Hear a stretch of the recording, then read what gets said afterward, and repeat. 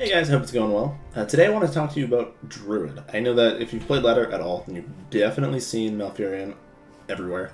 In fact, it's kind of like the most broken thing right now. And today I want to take a minute to talk to you guys about how to beat it. If you've been on Twitter, you've definitely seen that everyone's calling for it to be nerfed, and while I do think it might be a little bit overtuned, I think people are jumping the gun just a teeny tiny bit. I think Druid is well tuned, and I think it's definitely better than most decks on ladder, but I don't think it's unbeatable. So join me today as I go on a journey through different decks that you can take to beat Druid on ladder. Before we get started, I'd just love to ask you guys one favor. Please subscribe to the channel. If you enjoy the video, like it. If you don't enjoy it, dislike it. And comment and let me know your thoughts, if you have any questions, etc. I answer pretty much everything. Even the little weird questions, you know, those things in the back of your mind, I got you. I'll answer anything. I'm an open book. But for real, it helps me out a lot, so if you do enjoy the content, please support me. It's free, and I like free things too. I'm sure you do. So yeah, let's jump right in and talk about how to beat Druid on ladder. Vamos. Before we talk about how to beat Druid, I want to just take a little second here to talk about why Druid is so strong. I think it's like no secret to anyone that Druid is kind of oppressive. I mean, if you played the game, you've definitely seen it firsthand, and I think it's good to understand what the problem is before we talk about how to beat the problem. So the first thing is that the swing turns are absolutely insane, right? When you play against it, it's very evident how oppressive it is. There are certain decks, like, I'm trying to think of an example, I guess like Zoo, where you, like when Zoo is like really good, you don't really realize how oppressive it is all at once. It just kind of is like a slow build up, they play a couple minions, they chip at you, and you die. And you can recognize the deck strong, but it's hard to realize just how broken it is. When you look at a deck like Druid, it reminds you more of something like Quest Rogue or Raza Priest, where there are games that just don't feel like games. You queue up, you're excited, you got your Flame Imp in hand, you're like, alright, let's go. And then it's turn 2 and they've played Guardian Animals, and you lost. They have 2 5/4s, drew more cards, you know, maybe they got the Thresher, cleared your board. You just literally didn't play. And I think that's inherently the issue. Like, when you queue up a game of Hearthstone, you don't want your opponent to play solitaire while you play with your fingers. Like, it's not fun. I think the core issue for that is mana cheat. I think cards like Kael'thas, Sunstrider, Lightning Bloom, Innervate, they're just not fun. You're getting 0 mana cards, and while it can feel good to play 0 mana cards, historically it doesn't feel good to be on the other side. A good example is the Rogue Galakrond, the Togwaggle's Wand. Yeah, just any cards that make your stuff 0 mana. I can't think of a third one. There definitely is, but I don't know, I'm stupid. The point is, when stuff is cheaper than it should be, it's not fun. And I know Lightning Bloom and Innervate don't make cards 0 mana, but they still cheat mana. You start the turn with 2 mana, but then you're playing 2 Lightning Blooms and Innervate, now you have 8 mana. That's how math works. You have 7 mana. That's not cool. That's cheating. I don't like that. Please don't cheat.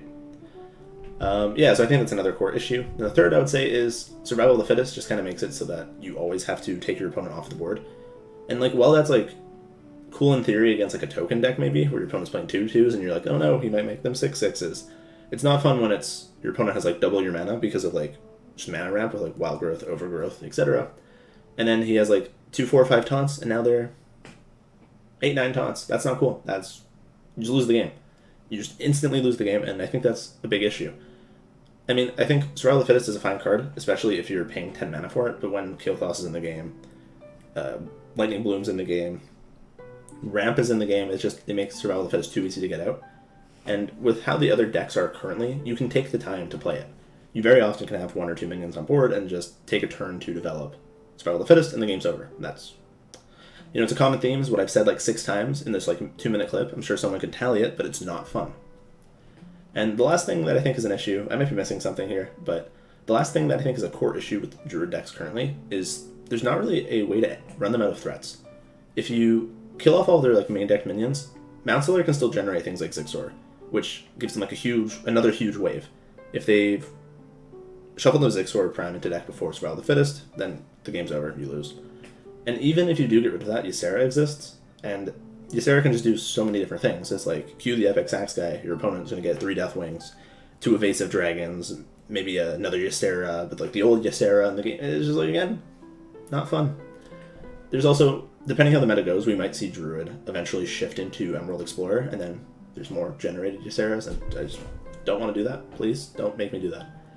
These are things that I think are inherently an issue with Druid. I can see why some people might have fun playing the deck, but I think it just ticks too many of the boxes for things that can just make the game not enjoyable for one party, or even both parties. Like, the first few times that you cheat out a bunch of mana and play Guardian Animals early is fun, but after you do it like 12 times, you aren't playing a game. You really aren't. You just kind of queued up Tetris and you got the straight line like 10 times in a row, and it's like, woo, I win, I made a decision, haha, I'm quirky and funny, and like, no you aren't, you know, you're just lucky, you sack of shit, like stop. And I think that's just the current problem the game's featuring. But as I mentioned before, Druid is beatable, even though they do have some hands that aren't beatable. But I'm going to have my editor switch us over to the other scene, or the other footage, and we're going to talk about why and how we can beat Druid. Alright, so beating Druid is not impossible. There are quite a few ways that you can do it, and today we're going to look at and outline some of these ways. So the first way that I think that people can do it, and I think a lot of people have caught on to this, is by playing a more degenerate deck. Galakrond Priest. You can even argue Highlander Priest, but like, it's a little much. I'm not going to suggest that. Highlander Priest is very good, it's very inconsistent, but you have Zephrys, makes up for it. But as you can see right here, the deck list for Galakrond Priest is shown. This is Zyrios' list. He's used it to get rank 1 multiple times. And it's a solid deck. It can just answer Druid. You can stave off the pressure of the threats that they have just by using Log Removal, Time Rip, Galakrond. You can generate enough threats with Galakrond and the invokes that your opponent doesn't actually get to play the game so much. They play a minion, you're like, haha, nope. They play 2 minions, haha, Soul Mirror. You draw the cards. They don't get to draw the cards. That's not really cool. If you're ever running low, you have Apotheosis to just zoinks back up to full health. And worst case scenario, you can play that stupid legendary, Mindrender Lucia. You can take their cool cards. They have a hand of like Kael'thas, Lightning Bloom, Survival of the Fittest, and you Mindrender. You play them. Your opponent cries. Yeah, it's not cool. You're supposed to be the one crying. He's the Druid player. He's never cried before in his life. Like, what the fuck, man? So, Galakrond Priest is definitely a solid way to abuse Druid currently. It's probably the best way and the most consistent way. I think Galakrond Priest is probably the second best deck in meta currently. So if you are willing to sacrifice your morals and get rid of all of your self-respect, then I think Galakrond Priest might be the deck for you. If you're like a little bit extra crazy, then I'd suggest picking up Highlander Priest rather. Just, you know, take out all the good cards, like 1 copy of each of them, put in some like less good cards, maybe some fun stuff, put Kronk's in. No, Kronk is already in, not bad. Put Zephrys in. If you're feeling real crazy, Dragon Queen Alexstrasza, I know she was nerfed, still pretty good. Put it all in, kill your opponent. Druid no play game, you happy, he not. Bada bing, bada boom. The next deck that you can play to beat Druid is Libram Paladin. I know a lot of people don't enjoy playing this archetype. It's very autopilot to an extent. When I say Libram Paladin, I do mean the pure list with the 4 mana 4/2, that gives you a True Silver, and the 7 mana 7/7 that gives you 5 random class cards if you don't have any neutral cards in your deck. I understand that for a lot of people this is like an autopilot deck, but you can still do some crazy things. You just kind of like tempo out some minions, and then you Blessing of Kings, and then your minion casts the spell that gives it +8/+8, your Allura casts that rather, and you just kill your opponent. Historically, Druid has had a problem killing large minions, especially Divine Shielded minions. Well, Druid now has access to these like insane rush beasts on turn 5. It's still hard to deal with a minion that was like a high stated minion that was hit with Blessing of Kings. So Paladin is just kind of inherently a good answer, and even if they do kill it, they probably went 1-for-1 and lost their minion, and then if you're playing the Librams, or you have the Librams rather, you can make up another minion that's big. Then you have the 2 mana 2/2, the Braggart, and you Braggart, I think. You make another big minion, and then boom, you heal fucking 8, and you summon an 8/8 with Taunt and Divine Shield, and boom, your opponent loses the game. And that's typically a good way to beat Druid. Now, if you're feeling real crazy, you can put in the 5 mana Libram spell that makes all opponent's minions have 1 health. This lets you clear the board pretty easily. I would advise against it just because you dilute your pool for Allura. Sometimes you'll play Allura on turn 3, you'll coin it out, and you'll activate the spell burst with Blessing of Kings, and then do 5 mana, equip a 1/4 weapon, and that's not really cool. It's not what you want. I mean, it is like a low roll, doesn't happen all the time, but it happens about the same amount of time that you're going to draw the card anyway, so it happens more because you have less spells and deck new cards. So I think the low roll is probably not worth including it. It just kind of, it hinders you more than it helps you, so I would definitely suggest avoiding it. But I mean, you do you, don't take my word for it. The list we're showing here, over here, it's been here this whole time, hopefully, is a XiaoT's Libram Paladin list, pure Paladin. XiaoT's a professional player, and he's very good at deck building. Very often when you queue into things like Aggro Rogue, it's probably his list. So I definitely take his word for it and try it out, and let me know how it goes for you. Alright, so the third deck that you'll be using to counter Druid, or you can counter Druid with, is like kind of a I don't say a hot take. I think most players agree this deck completely farms Druid, but it's very difficult to play. It's the OTK Freeze Mage deck. You may have seen Fino, Hunterace talking about it. Essentially, the deck just kind of stalls for like 12 turns and draws cards. You like very slowly cycle with like Arcane Intellect. You play maybe like one cram session early, so Novice Engineers. If you're featuring Hunterace's list, or playing Hunterace's list rather, you'll use Icicles to draw.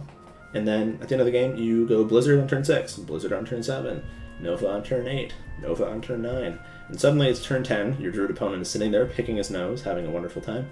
You can play Mizaki, Sorcerer's Apprentice, Brainpower starts playing in the background, and you just go. You play all of your spells, your deck is riddled with 2 mana and 1 mana spells. You play them all, and then your Mizaki is plus like 15 spell damage, and you go Arcane Missiles, Frostbolt. Druid is dead. Druid is good, but it cannot live through 60 damage. At least not right now. Who knows? Maybe they'll find a way. This is a deck that I definitely recommend playing. It's very hard to play, though. It's very, very difficult. I think the general consensus is that it loses to almost every deck on ladder that isn't Druid, but if you're playing against a lot of Druid, it's definitely a good choice. The one thing that I think people are undervaluing, though, is I think its matchups are a bit better than people think it is. It's kind of like any combo deck. The general public plays like the bad matchups at like a 20% win rate, and then professional players played at like a 30% win rate. But then the best players for that deck played at like a 35% win rate, 40% win rate, more like 35. And even then, that's still bad, but it's still justifiable to play it if you played 9 out of 10 Druids and the last deck is an aggro deck. You still want to take advantage of that. But again, I wouldn't play this unless you're experiencing and encountering only Druids. If you only play a Druid every 5 games, it's probably not worth playing it. It is really fun, though. It's probably the most fun I've ever had playing Hearthstone. It's by far my favorite deck of this expansion, despite its shortcomings. But yeah, so I definitely recommend checking it out. Typically against Druid, your game plan is to just full mull everything that's not a combo piece, so Misaki Apprentice, Cram Session, or Pull Celt. Keep that card. That card's good. It's really good. Try to be aware of how much burst your opponent has, and as long as you're not playing into too much, you should be fine. I would definitely recommend straying away from Hunterace or Fino's list. I think they're okay, but the list I'm featuring is something that we've been working on, my friends and I. Most of the credit goes to Starfruit. I believe he took the list from Dead Draw and then perfected it. It's still in the works. You know, it's still not the best deck. It's a fun deck, not the best deck. But the inclusion of Arcane Explosion is very helpful because when you get your spell damage minions to like your Mizaki rather to like plus 10, plus 11, Arcane Explosion just wipes the board. And when Druid has like 6 minions with like 12 health because it's Survival of the Fittest, you really have to wipe that board or else your missiles doesn't work. So yeah, I definitely recommend checking out this mage variant. One thing I want to mention as well is, at the time of this recording of this video, I don't know if this deck will still be good or not, or if it will be good or not, it sucks now. There's this new like Turtle Mage, I think APXVoid is calling it. It's the wacky deck with the Tortlin, the 8 mana 5/5, and then the Potion and Nightblade.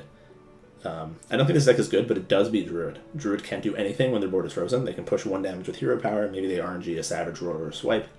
But at the time I'm recording this deck sucks. In fact, I would say it's worse than OTK Mage.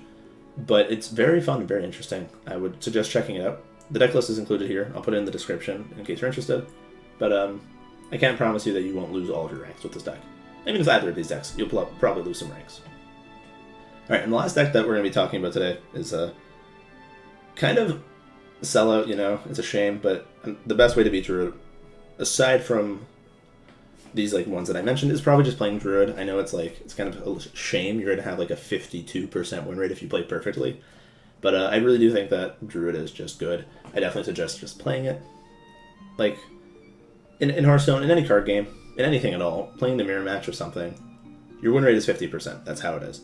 If you're playing better than your opponent, you can probably skew it a couple percents. But Druid doesn't have that much room for innovation and outplaying, so you're probably playing at like a 52% win rate. In like a deck like Freeze Mage, if you're playing perfectly, your win rate's probably like 60% against your opponent in the mirror. But with a deck like Druid, your win rate can only be so high because you kind of just draw ramp and go brrr. But I do think that Druid is a solid choice for ladder. Everyone knows it, that's why everyone's playing it.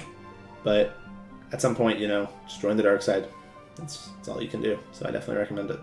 Alright, so now that we talked about how to counter Druid, I gave you a few different ways.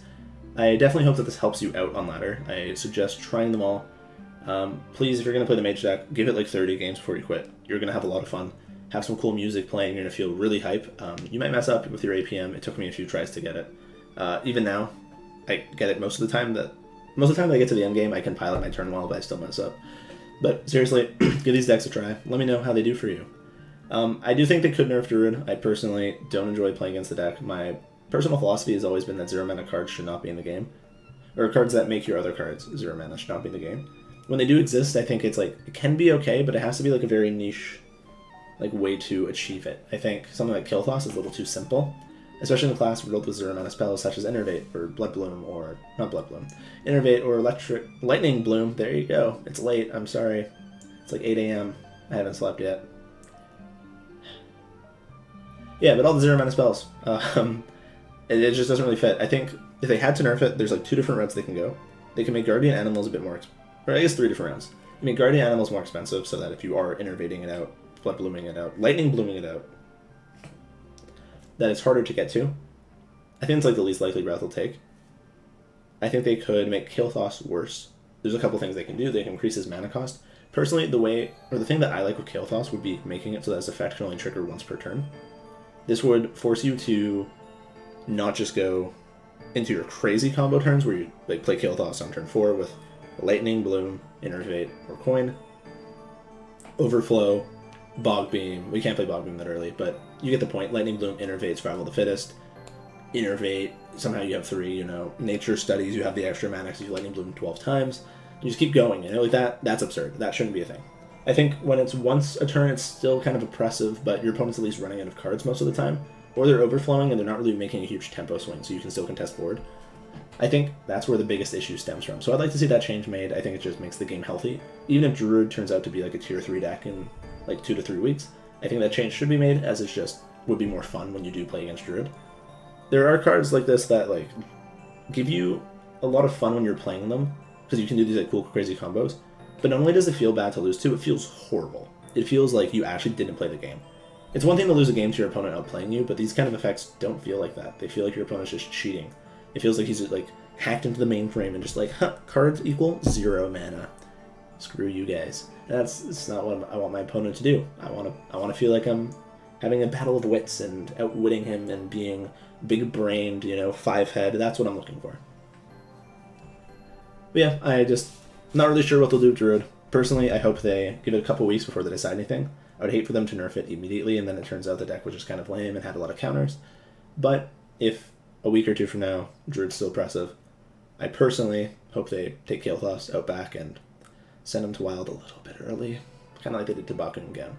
Only time will tell what Blizzard will do, though, so hopefully we can get off Kael'thas' wild ride relatively soon. Thank you guys so much for watching. I really do appreciate it, as always. I know this video is a little sloppy in some places, maybe in terms of my thoughts, but it's a little early. It's in the meta. It's hard for me to have a concrete position on a lot of these things.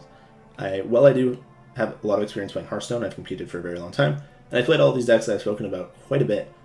There's still things I just don't know, you know? Like, who knows, maybe Pirate Warrior comes up and beats Druid. I doubt it. I would love it. I doubt it.